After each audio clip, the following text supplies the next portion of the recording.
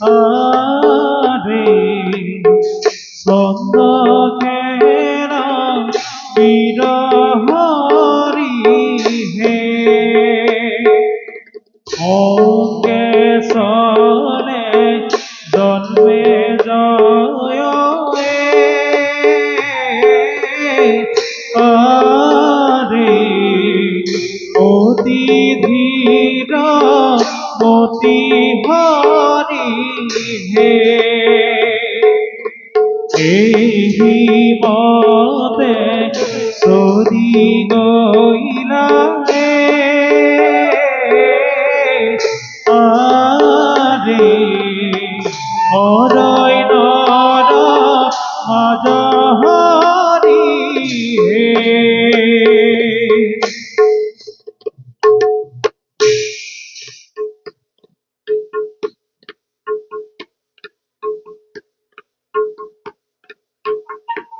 তোমাৰ মৃগ খেদি খেদি ঘোৰ অৰণ্যৰ মাছ পালোহি চকুৰ সন্মুখতে থকা মৃগ কেনিনো গল ধৰিবই নোৱাৰিলো কথা সেনাপতি আচলতে হেৰালে সেয়ে দিব বৌলা সেনাপতি কিছু দূৰ গৈ অন্বেষণ কৰো বৌলা সেনাপতি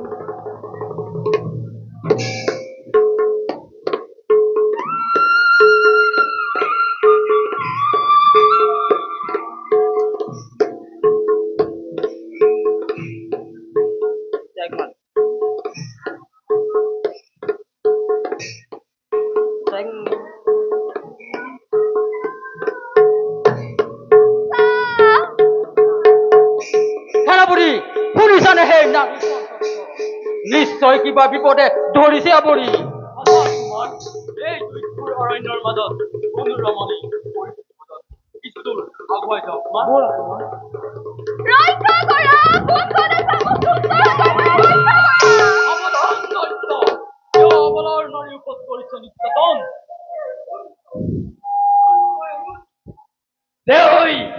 এই কালৰ শুভ কাৰ্যত বিশ্বব্যাঘাত যা যা আঁতৰি যা ওলাই চাই হবি এই কালৰ কলমত মোৰ বৰ্তমানত নোৱাৰ তোৰ পিঠাত অভিপ্ৰায় প্ৰয়োজন হলে নিজ ৰক্ত প্ৰদান কৰি উদ্ধাৰ কৰিম এই ৰমণীক ৰক্ত ৰক্ত তুমি দূৰ দে প্ৰথমে তোৰ ৰক্ত কৰো প্ৰাণ তাৰপিছত ৰমণী নিৰাশ দৈত্য আমাৰ সাক্ষাতে নাৰীক তই অসভ্য আচৰণ সেনাপতি মুহূৰ্ততে কৰায়ক বাৰণ অন্যথা ঘটিব প্ৰমাণ তোমাৰ চন্দ্ৰসেনাৰ সাক্ষাৎ নালাগে তুমি বান ধাৰণ কৰিব মই অকলে এই দৈত্যক কৰিম বাৰণ সাজু হ দৈত্য এই মুহূৰ্ততে মই বান কৰিলো ধাৰণ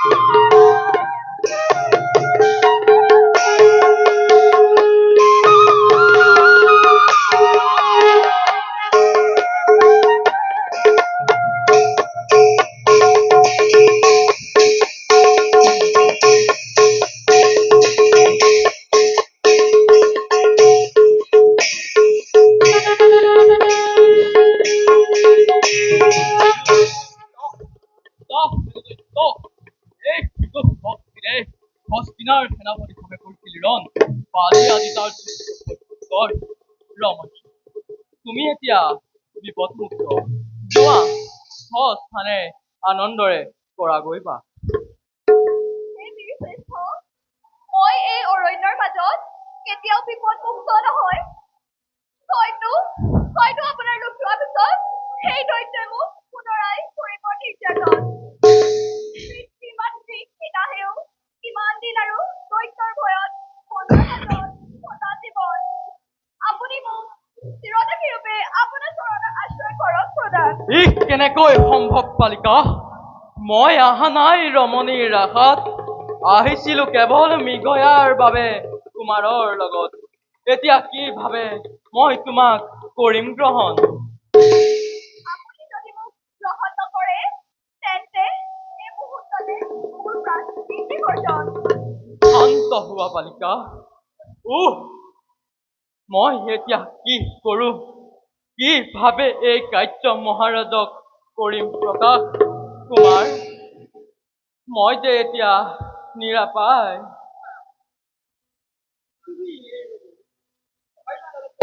কৰা গহৰ সতী ধৰ্ম ৰক্ষা কৰাটো সত্য কৰ্তব্য।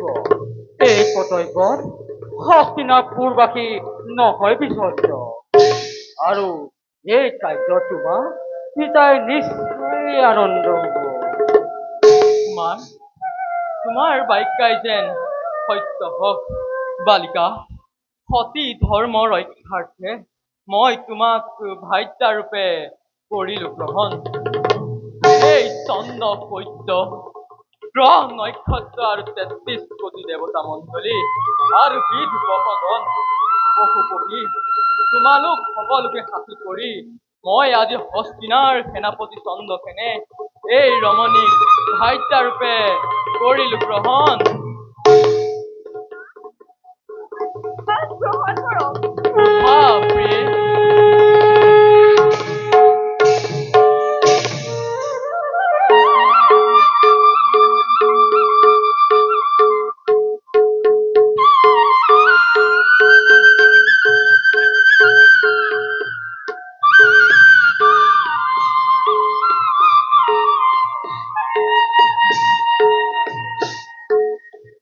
সেনাপতি, অ সেনাপতি, সেনাপতি!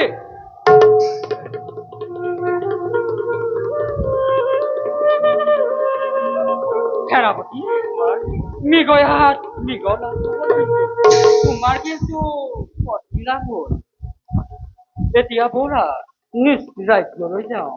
ব'লা কুমাৰ, ব'লা প্ৰিয়ে। ব'লা।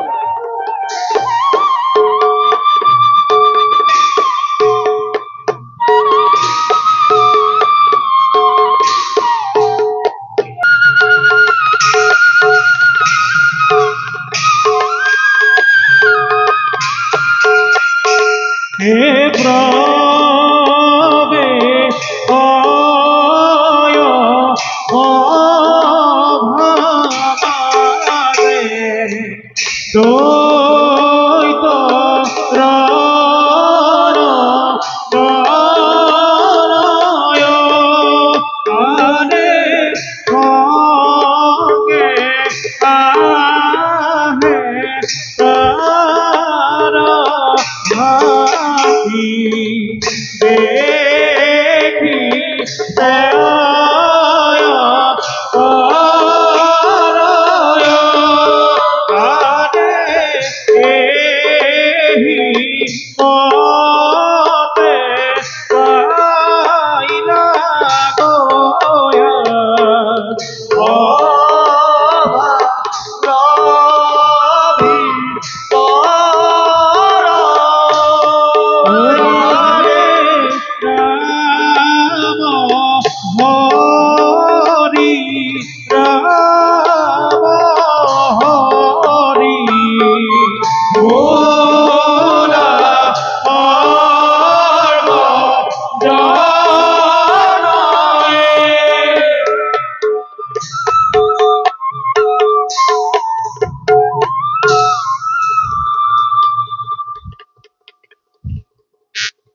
আমি কাল আৰু অকালৰ সৈন্য যাওঁ ব'লা, কাল আৰু অকালৰ যুদ্ধ যাত্ৰাত কৰোঁগৈ সহায়।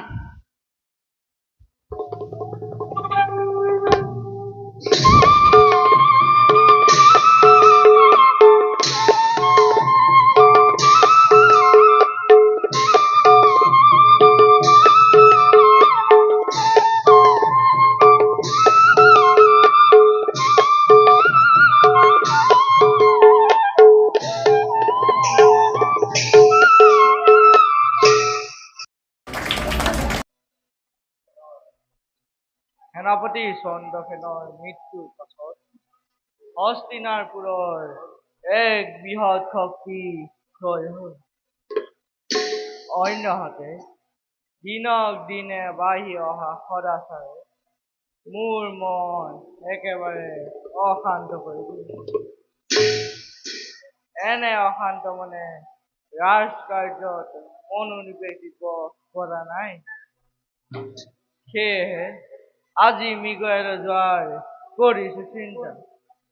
মৃগয়াৰ আমোদে কিছু পৰিমাণে সকাহ দিব মোৰ অশান্ত মনত।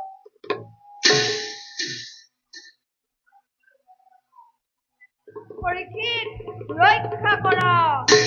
এই মহাসংকটৰ পৰা তুমিয়ে আমাক উদ্ধাৰ কৰিব পাৰিব। কোন তুমি? কিবা হেতু চঞ্চলতাৰে কৰিছা প্ৰৱেশ? ৰজা, ধৰ্মময় ধৰণীমত্য সৃষ্টি আদিৰ পৰাই তপ খোজ দয়াৰে মানৱক কৰিছো সাধন। হে দেৱপ্ৰতি, নমস্কাৰী অধৰ্মৰ কৰ্তব্য। কিবা হেতু আজি আপুনি ইমান চঞ্চল? কি কম ৰজা পৰীক্ষিত, ভগৱান শ্ৰীকৃষ্ণৰ লগত পাণ্ডৱসকল বৈকুণ্ঠগামী হোৱাৰ পাছত এই মৰ্ত্যত কলিৰ ৰাজত্ব আৰম্ভণি ঘটিছে। তাৰ লগে লগে কলিৰ অনুচৰ বৰ্গই এই মৰ্ত্যত পাপৰ অগ্নি জ্বলাই তুলিছে। আৰু আমাৰো শক্তি লাহে লাহে ম্লান হ'ব ধৰিছে। বসুমতীৰ লগত এই মৰ্ত্য কৰিছিলো বিসৰ্জন। আৰু তপ খোজ দয়া এই তিনি স্তম্ভ ভাঙি কলিয়ে এতিয়া হস্তিনাপুৰত নিজৰ অধিপতি বিস্তাৰ কৰিব খুজিছে। এই মহাসংকটৰ পৰা তুমি আমাক উদ্ধাৰ কৰিব পাৰিবা পৰীক্ষিত। মই এতিয়া আহিলোহে। পাপমতী কলি, তোৰ ইমান সাহ? কৃষ্ণৰ ধনঞ্জয় যোৱাৰ পাছতেই মোৰ ৰাজ্যত নিপতিবেশত আহি অতপালি কৰিছহি। তোৰ জমকাল আজি সন্মুখত, আৰু মই তোক এতিয়া কৰিছো শিৰচ্ছেদ। শুন কলি, মই তোক কৰিছো আহ্বান। মুহূৰ্ততে মোৰ সন্মুখত উপস্থিত, অন্যথাটো ঘটিব মহাঘটন। শান্ত হওক ৰাজা পৰীক্ষিত, শান্ত হওক ৰাজা পৰীক্ষিত, শান্ত হওক। ৰাজ কৰি আহি উপস্থিত আপোনাৰ সন্মুখত। কলি, তোৰ ইমান সাহ? হস্তিনাপুৰত পাপৰ বিষ বিচিবলৈ আহিছ? ৰাজা পৰীক্ষিত, কালৰ গতিত প্ৰকৃতি নিয়মত মই মোৰ কৰ্তব্য কৰিছো। আপুনি মোক মোৰ কৰ্তব্যত বাধা নিদিব ৰাজন, বাধা নিদিব। মুখ বন্ধ কৰ কলি, তোৰ উপদেশৰ মোৰ নাই প্ৰয়োজন। এই পৰীক্ষিত জীৱিত অৱস্থাত হস্তিনাপুৰত কলিৰ প্ৰভাৱ ঘটিব নোৱাৰে। ক্ষমা কৰিব ৰাজা, কালৰ গতিত প্ৰকৃতিৰ নিয়মত কোনেও ৰুধিব নোৱাৰে। যদি আপুনিও প্ৰকৃতিৰ বাধা হয়, তেন্তে আপোনাৰো মৃত্যু স্বাভাৱিক। হওক মৃত্যু মোৰ, তথাপিও কৰিছো প্ৰতিজ্ঞা। মই জীৱিত অৱস্থাত ধৰ্মত পাপৰ আগ্ৰাসন ঘটিব নোৱাৰে। ধৰিলৈ বান, বুজি উঠক বিধাতাই। কাল আৰু প্ৰকৃতিৰ পথত গন্তক ৰূপে জীৱিত এই অৰ্জুনৰ নাতি বিশ্বৰাপ পৰীক্ষিতে কলিক কৰিব নাশ। শান্ত হওক ৰাজা পৰীক্ষিত, শান্ত হওক। মই আপোনাৰে শৰণ বিচাৰিছো, আৰু শৰণাৰ্থী শৰণ দিয়াটো জানো আপোনাৰ ধৰ্ম নহয়। হে ৰাজা, আপুনি জীৱিত থকালৈকে মই নিজকে কিছু সীমাত আবদ্ধ ৰাখিম। মাথো আপোনাৰ ৰাজ্যত থাকিবলৈ মোক কিছু ঠাই দিয়ক, যাতে আপোনাৰো প্ৰতিজ্ঞা ৰক্ষা হয় আৰু প্ৰকৃতিৰ নিয়ম পূৰণ হয়। বাৰু, যিহেতু তুমি পাণ্ডৱ বংশধৰ ওচৰত শৰণ বিচাৰিছা, সেয়ে মই তোমাক নিশ্চয় শৰণ কৰিম প্ৰদান। তুমি মাত্ৰ 4 স্থানত বাস কৰিব পাৰিবা। জুৱা পাশা, মদ্যপান, পৰস্তি আৰু পঞ্চকোণা, এই 4 স্থানত তুমি বাস কৰিব পাৰিবা। কিন্তু ৰাজন, এই স্থানটো একেবাৰে সীমিত। কৃপা কৰি মোক অন্য স্থানেও কৰক প্ৰদান।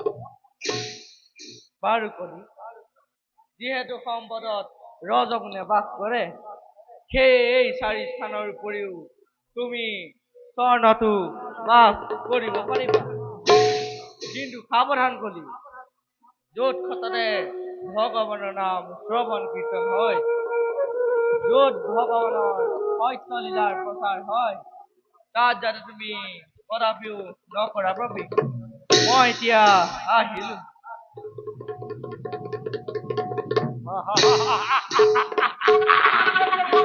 Raja Porike, Nedaya Panpurikole, Orikolamore, Monorutesor, Onakachi Komitan. Yes, yes, Raja. Tume podan korte, onso stanote moi, orime nimas. Ento, oripo potomo, tumari honori, otanko, sarone mokototi. Oreme back! Oti pole! Tumari home! Tumari sharan mukototi! Baki kori! Maki moto home kori! Otori mo! Oreme kadoni! Orem tumari! Letto duari! Etia! Etia teki bojogot. Koli, kimani papi. Koli, kimani ospirisha.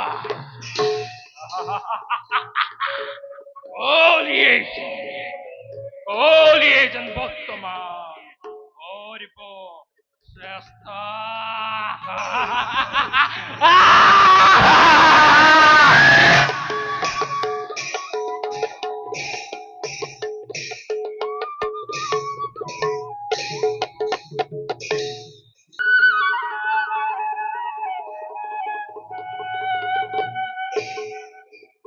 অতি আচৰিত ব্যয়ৰ পুত্ৰ তপোবন অতি আচৰিত বালক হৈ চালনা কৰিবলৈ আহি ধ্যানৰ বলত সকলো জানিলে ধন্য ধন্য সুখদেৱ ধন্য তোমাৰ ব্ৰহ্মচৰ্য ব্ৰত আজি ৰম্ভাই নিজে তোমাৰ হাতত পৰাজয় কৰিছো স্বীকাৰ বুজিলো বুজিলো মই সুখদেৱৰ পৰা ভাগৱত চুৰ কৰিব নোৱাৰিম স্বয়ং ভগৱানটোৱে সুখদেৱক কৰিছে সহায় যাওঁ সকলো কথা কলি দেৱতাক জনাই স্বৰ্গলৈ গুচি যাওঁ অন্যথা মোৰ স্বৰ্গ পথো ৰুদ্ধ হ'ব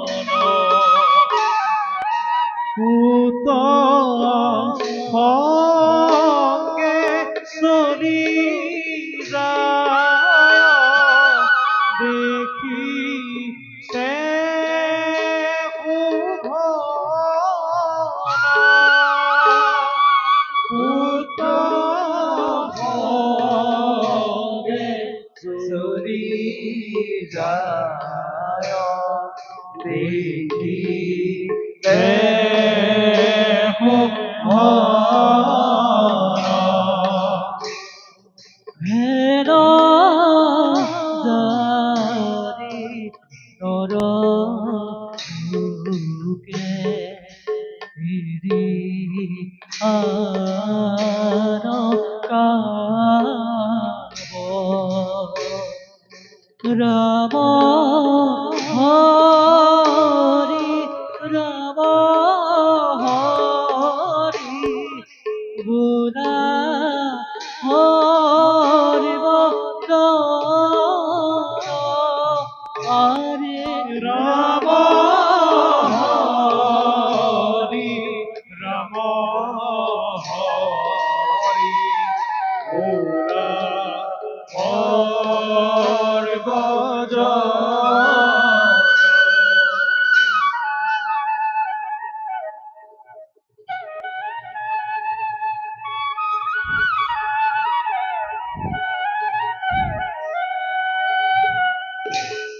পিতা বৰ্তমান পৃথিবীত বাঢ়ি অহা অনাচাৰে ধৰ্ম গ্ৰাস কৰি আহিছে